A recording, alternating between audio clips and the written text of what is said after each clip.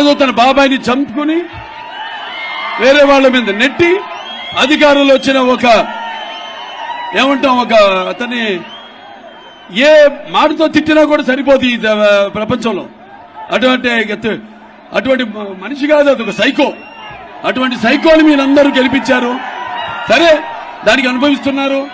ఇవాళ మళ్ళీ మీరంతా తెలుసుకుంటున్నారు మన పరిస్థితి ఎలా ఉంది. ఇప్పుడు ఇదివరకు ఎలా బతికాము మనం, ప్రపంచ దేశాలకే తనమానికంగా మిగి ఉన్న మన ఆంధ్ర రాష్ట్రం మరి ప్రపంచ పటంలో ప్రపంచంలోనే తలమానికగా ఉన్న మన ఆంధ్ర రాష్ట్రం మరి నాడు ప్రపంచ పటంలోనే లేకుండా పోయే పరిస్థితులు కాదు, పోయాం అని చెప్పుకోవడానికి ఎటువంటి అనుమానం లేదు.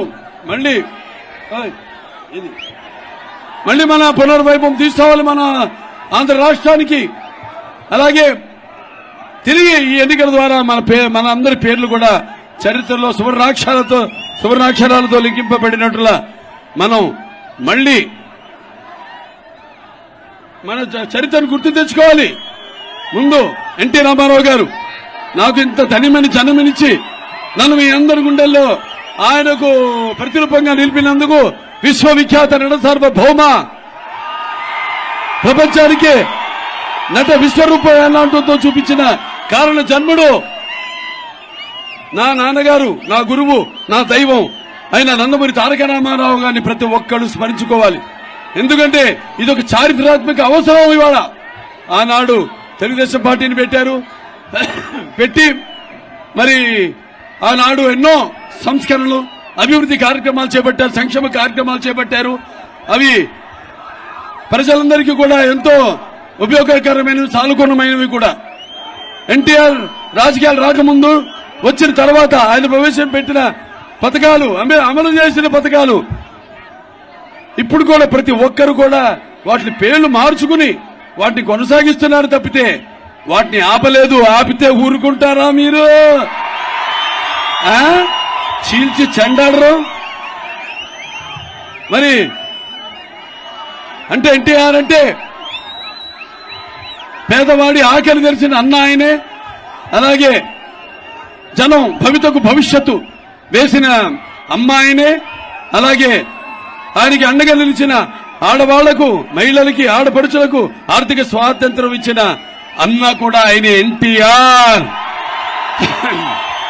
ఆ తర్వాత నందమూరి తారక రామారావు గారి యొక్క మాతృ పుత్రికైన ఈ తెలుగుదేశాన్ని మన పూర్వ ముఖ్యమంత్రి నారా చంద్రబాబు నాయుడు గారు ఆయన భుజస్కంధాల మీద మోసి అంతే క్రమశిక్షణతో పార్టీని ముందుకు తీసుకెళ్తున్నారు. మరి ఇప్పుడు ఇవాళ జగన్ ఏం చేశాడు? ఏమీ పీకలేదు. ఈ 3 సంవత్సరాలు, ఈ 5 సంవత్సరాలు, 3 సంవత్సరాలు రాజధాని అంటూ సమయం గడిపేశాడు. దాని తర్వాత నవరత్నాలంటూ ఈ యొక్క బయట అప్పులు చేసి ఈ నవరత్నాలను తీసుకొని మన భుజాల మీద పడేశాడు ఈయన. అంటే ఏమవుతుంది రేపు నవరత్నాలు? ఇవాళ 10 లక్షల కోట్ల రూపాయలు అప్పు అంటే ఎవడు తీరుస్తాడు? ఇవాళ ఆడవాళ్లు నీ ఎంత మోసం చేస్తున్నాడు ఆయన. ఏదో బట్టలు వస్తే మీ ఖాతాలో డబ్బు పడుతుందన్నాడు. ముందేమో ప్రతి పిల్లలు ఎంతమంది ఉంటే ప్రతి పిల్లాడి పేరు మీద, ప్రతి ఆడపిల్ల పేరు మీద కూడా 15,000 రూపాయలు అన్నాడు. చివరికి ఒక బిడ్డకి ఇస్తున్నాడు. మరి అది ఎంత? 2,50,00,000 కోట్ల రూపాయలు. మరి మిగతా 10 లక్షల కోట్ల రూపాయలు ఏమైందంటో మీరందరూ అడగాలి ఏమైందని. మాట తప్పనంటూ మంట పెట్టేశాడు రాష్ట్రానికి. అంటే మడమ తిప్పనంటూ మెడలు విరిచేస్తున్నాడు. అలాగే ఈ యొక్క మద్యపాన నిషేధం అంటూ పేదవాళ్ల అన్నపానీయాలు మొత్తం తన ఈ యొక్క మద్యం ఆదాయంలో పోసేస్తున్నాడు. అలాగే జగన్ అన్నట్టు చలగల పీడిస్తున్నాడు. అలాగే మావయ్యనంటూ మనోభావాలు తగలబెడుతున్నాడు. అలాగే నవరత్నాలు అంటూ అందరి నవనాడులు కృంగదీస్తున్నాడు. నేనుంటే అంటూ అవును, నువ్వు ఉంటే ఎంత క్రూరత్వం, ఎంత దగా మోసం ఉంటుందో నిరూపించావు. అలాగే దళితులకి అండగా ఉంటానని చెప్పి వాళ్ళ చావులతో తన ఆకలి కేకలు ఆర్పుకుంటున్నాడు. నా అక్క చెల్లెలు, నా అన్నదమ్ములంటూ ఆ అక్క చెల్లెలు అన్నదమ్ముల ఆస్తిలో వాటా అడుగుతున్నాడు. అలాగే నా అక్క చెల్లెళ్ళంటూ మీ అందరు ఉసురు పోసుకుంటున్నాడు. అలాగే మనం చూస్తే అమరావతి రైతుల మెతుకులు రక్తపు కూడిలా మార్చుకున్నాడు. అలాగే రాష్ట్ర ముఖ్యమంత్రిని అంటూ దినకంత్రి పాలన చేస్తున్నాడు. అలాగే నాయకుడిని అంటూ నయవంచుడుగా మారాడు. అలాగే ఋషికొండ విశాఖపట్నంలో దాన్ని తవ్వి తవ్వి తన కండకావరం ఎంత ముదిరిపోయిందో చూపిస్తున్నాడు ఈ జగన్. కాబట్టి మీరంతా చాలా అప్రమత్తంగా ఉండాలి. కానీ ఇవాళ చూస్తున్నాం మనం, ఇవాళ జనం మొన్నటిదాకా భయభ్రాంతులతో వణుకుతూ బయటికి రాలేక ఉన్నారు. ఈనాడు ఎలక్షన్ నోటిఫికేషన్ వచ్చింది, అందరూ ఒక్కొక్కళ్ళు బయటకు వస్తున్నారు. అందరూ కూడా ధైర్యంగా ఇవాళ రేపు జరగనున్న ఎన్నికల్లో వైకాపాని మట్టి గర్పించడానికి, వాళ్ళని తుదిమిట్టించడానికి, వాళ్ళని తరిమి కొట్టడానికి మీరంతా కూడా సంసిద్ధులై సుశిక్షితులైన సైనికుల్లా ఉన్నారు. విర్రవీక్కు జగన్, నీ సమయం దగ్గరికి వచ్చింది. నీ పొగరు నడుము విరిచే రోజు దగ్గరలో ఉంది. నీ అహంకార నరాలు తెగిపడే సమయం వచ్చింది. అలాగే నీ అణువణువులో నిండిన ఈ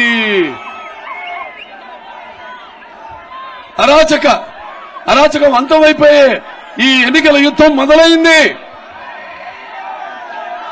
అలాగే నేను అంటూ విర్రవీగే నీ ఈ అధికార మదమే నీ నడు విరిచి నీ అహంకారపు కొమ్ములు వంచి నీ బతుకు ఏపాటితో చెప్పే ఎన్నికల సునామీ రాబోతుంది జగన్, గుర్తుపెట్టుకో. ఎదురు చూడు, ప్రజల ఈ యొక్క తీర్పు ఎంత సూటిగా నీ గుండెను కొడుతుందో. అలాగే కళ్ళు మూసుకుపోయి ఒళ్ళు మరిచి ఇన్నాళ్లు ప్రజలను మట్టి కరిపించి మరి చేసిన దుర్మార్గపు పాలనకు ప్రజలంతా ఏకమై నిర్దిష్టాన దీక్షతో నిన్ను మట్టిలో పాతిపెట్టి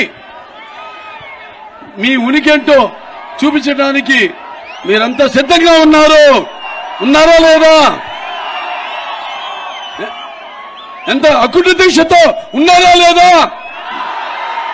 అలాగే నరం అణువు ప్రతి రక్తపు పట్టు అతన్ని నీ అపజయాన్ని అంగీకరించి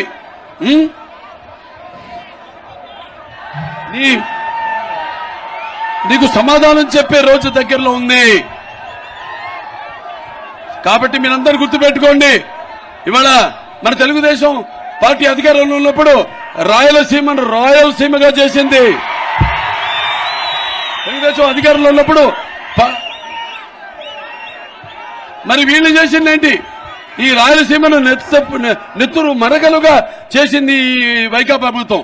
అలాగే తెలుగుదేశం పార్టీ అధికారంలో ఉన్నప్పుడు మరి పగల సెగలను చల్లార్చి శాంతికి నికేతనంగా చేసింది అదే వైకాపా వాళ్ళేమో ఈ యొక్క కత్తుల మొలలపై రక్తం చిందించింది.